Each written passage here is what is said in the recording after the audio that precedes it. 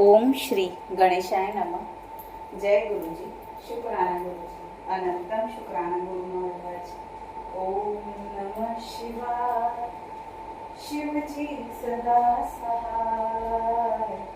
ओम नमः शिवाय, गुरुजी सदा सहाय।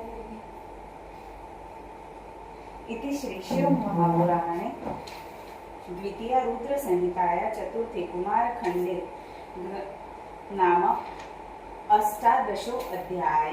नारद उवाच। जीविते गिरिजापुत्रे देव्या दृष्टे प्रजेश्वर तत किमभवत् तत्र कृपया तद्ददातुना।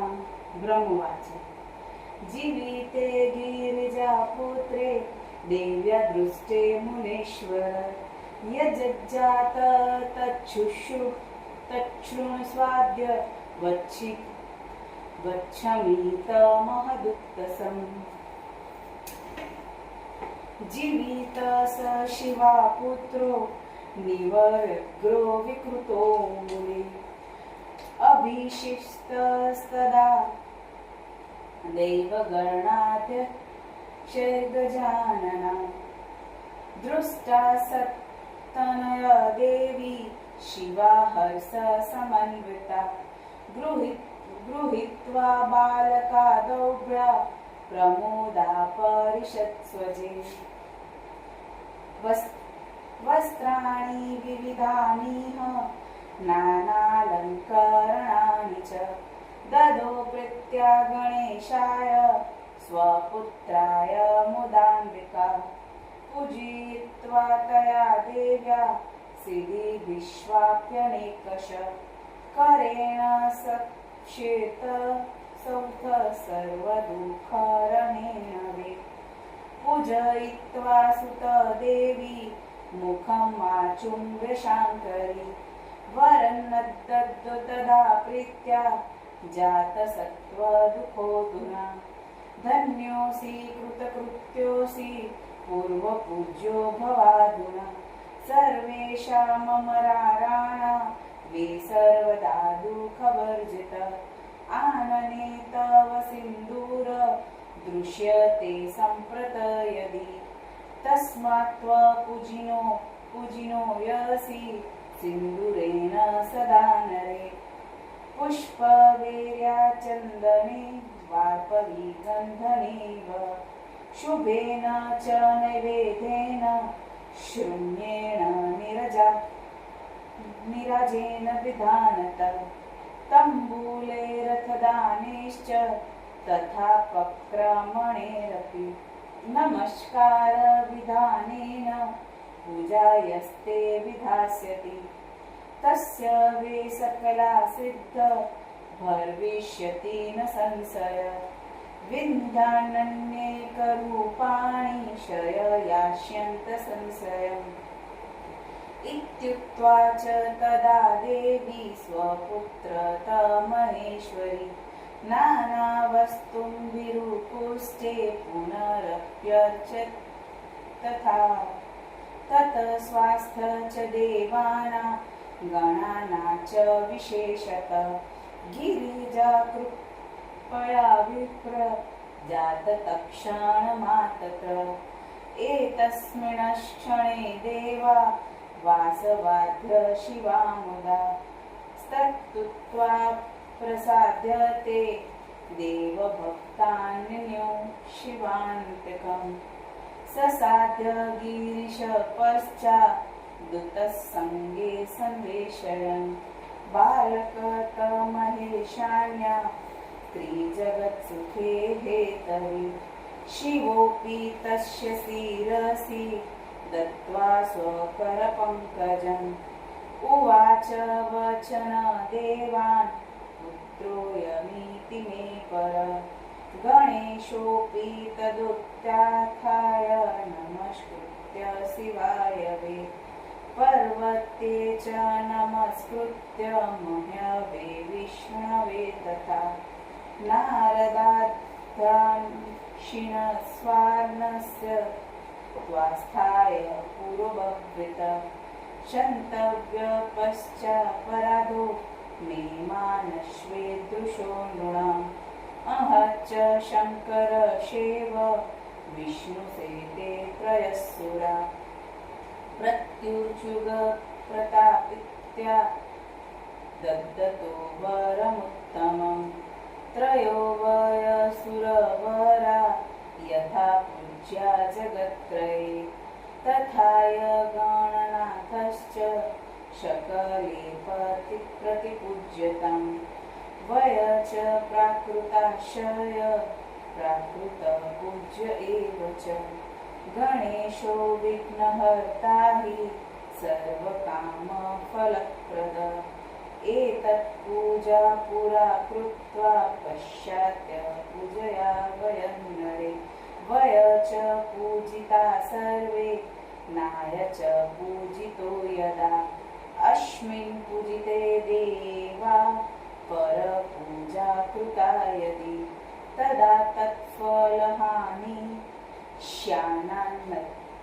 श्यानात्र कार्यविचारणा इत्युक्त्वा स गणेशानो नानावस्तुभिरादरात् शिवेन पूजितः पूर्व विष्णुनानुप्रपूज्यते ब्रह्मणा च मया तत्र पार्वत्यश्च प्रपूजितः सर्वदेव गणेशेव पूजितः परया मुदा सर्वे मिलित्वा तत्रैव ब्रह्मा विष्णुहरादिव स गणेश शिवापृष्ठे सर्वादिवेदितः पुनश्चैव शिवेनास्मै सुप्रसन्ने चेतसा सर्वदा सुखदा लोके वरा दत्ताहनेकश शिव उवाच हे गिरीन्द्रसुता पुत्र संसुष्टो घनसंशय मयि तुष्टे जगत्तुष्ट विरुद्ध कोऽपि नो भवेत् बालरूपो यस्मात्त्व महाविक्रमकारक शक्तिपुत्र सुतेजस्वी तस्मादव सदा सुखी त्वन्नाम विघ्नहन् मृत्युत्वे श्रेष्ठ चैव भवित्यर्थम् मम सर्वगणाध्यक्ष सम्पूज्यस्त्व भवाधुना एवमुक्त्वा शङ्करेण पूजाविधिरनेकश आशिष्याप्यनेका हि कृतास्तस्मिंस्तु तत्क्षणात् ततो देवगणाशेव गीतवाद्यसुनत्यकम् मुदा ते कारयामास्तु तथैवा सरषद्गणा पुनक्षेव वरो दत्त सुप्रसन्नेन शम्भुना तस्मै च गणनाथाय शिवेनेव महात्मना चतुर्थ्यात्वमुत्पन्नो भाद्रे मासी गणेश्वर असि ते स तथा पक्षे चन्द्रस्योदयने शुभे प्रथमे च तथयामे गिरिजाया सुचेतस अविर्बभूतवे रूप यस्माते व्रतमुत्तमम् तस्मात्तदेनमारभ्य तस्मामेव तिथो मुदा व्रतकार्यविशेषेण सर्वसिद्धे शुभोघ्नम् यावत् पुनः समायाति वर्षान्ते च चतुर्थिका तावद्व्रत च कर्तव्य तव चैव ममाज्ञया संसारे सुखमिच्छन्ति ये कुलचाप्यनेकश त्वा पूजन्तु ते भक्तया चतुर्थ्या विधिपूर्वकम् मार्गशीर्षे तथा मासे रमायावे चतुर्थिका प्रातः स्नान तदा कृत्वा व्रतविप्राणि वेदयेत् दुर्वाभिपूजन कार्यमुपवासस्तथाविध रात्रेष्वप्रहरे जाते स्नात्वा सम्पूज्य नर मूर्तिधातुमयी कृत्वा प्रवालसम्भवा तथा श्वेतार्कसम्भवा चापि मातकी निर्मिता तथा प्रतिष्ठाप्य तदा यत्तत्र पूजते प्रयतकृमान् गन्धेर्नानाविधे दिव्ये चन्दने पुष्पकेरिभिः वितस्ति मात्रदुर्वाच त्रयङ्गावे मूलवर्जिता दीर्षूनातदलाना सतेनेकोत्तरेणहम् एकविंशतिकेनेव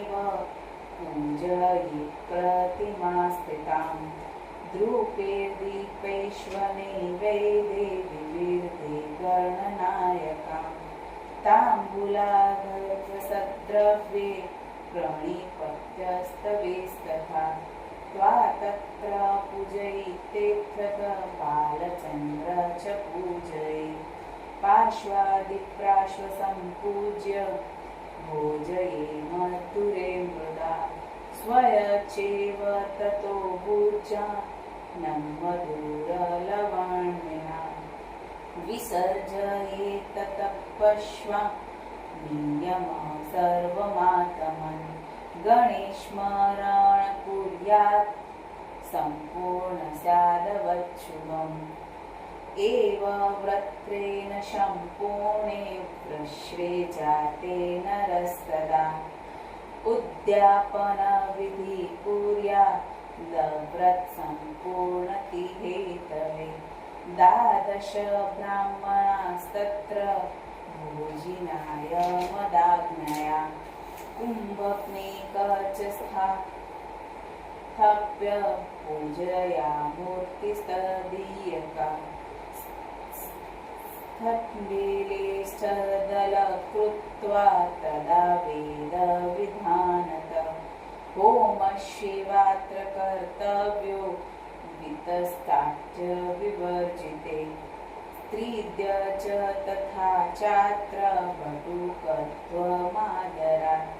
भोजयेत् पूजयित्वा वे मूर्ते ग्रहविधपूर्वकम् निशि जागरणकार्य पुनः प्रातः प्रपूज्यते विसर्जन ततः शैव पुनरागमनाय च बालकाश्च शिशुग्राह्या स्वस्ति वाचनमेव च पुष्पाञ्जलि प्रदत्ता च व्रतसम्पूर्णहेतवे नमस्कारस्तकृत्वा नानकार्य प्रकल्पये एव व्रतः कृतः येन तस्येत्फल भवेत् यो नित्यश्रद्धया सार्ध पूजा चैव स्वशक्त कृता कुर्यात् गणेशान्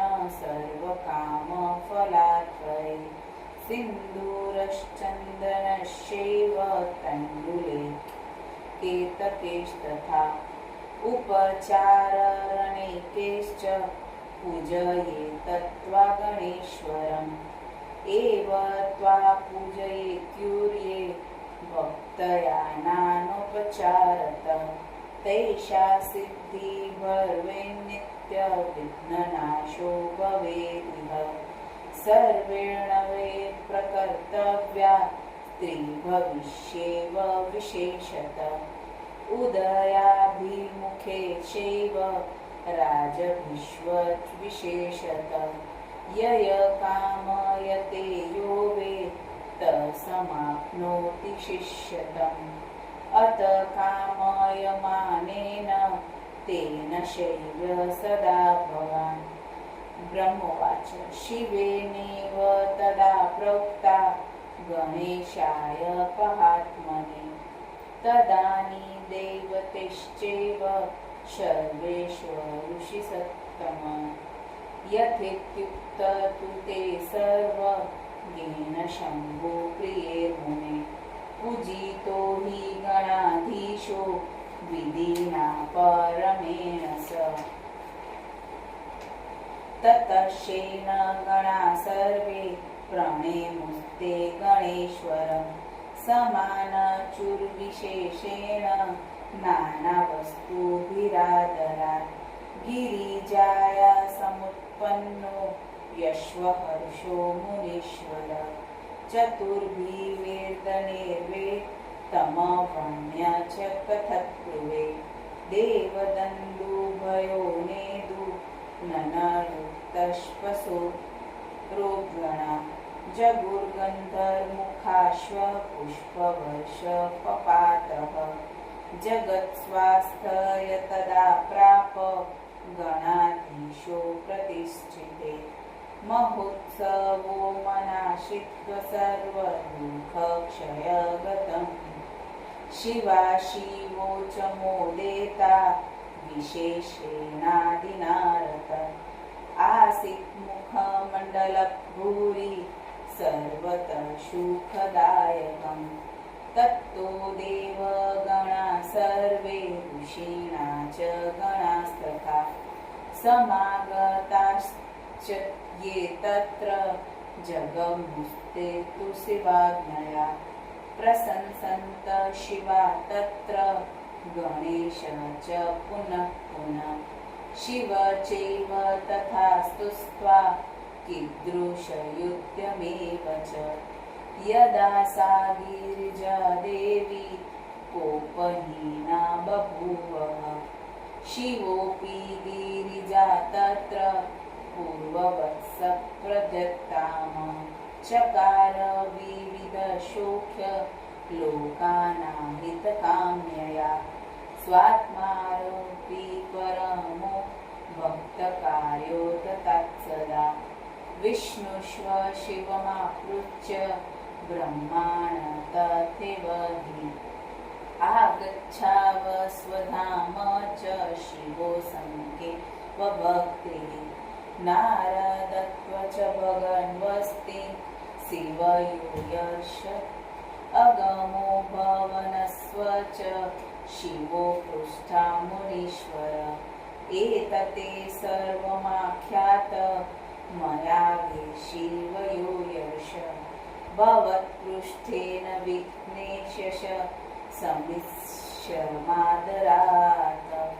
इदसु मङ्गलाख्यान यशोणोति सूययत सर्वमङ्गलसंयुक्त स्वभवेन मङ्गलालय अपूतो लभते पुत्र निर्धनो लभते धनं भार्यार्थी लभते भार्या प्रजार्थी लभते प्रजाम् आरोग्य लभते रोगी सौभाग्य दुर्भगो लभे नष्टपुत्रा नष्टधना पोषिषा च पते लभे शोकाविष्ट शोकहीन स भवेन्नात्र संशय इद गणेशमाख्यान यस्य गेहे च तिष्ठति सदा मङ्गलसंयुक्त स भवेन्नात्र संशय यात्रकाले च पुण्याहे च शृणोति समाहित सर्वाभीष्टसलभते श्रीगणेश प्रसादत इति श्रीशिवमहापुराणे द्वितीया रुद्रसंहिता चतुर्थे कुमारखण्डे गणेश गणाधिपदवि प्रतिवर्ण नाम दशो अध्याय समाप्त। गुरु महाराज से आगे लेते हुए जय गुरु जी, शुक्राना गुरु जी, अनंतम शुक्राना गुरु महाराज। ओम नमः शिवाय। शिव जी सदा सहाय। ओम नमः शिवाय।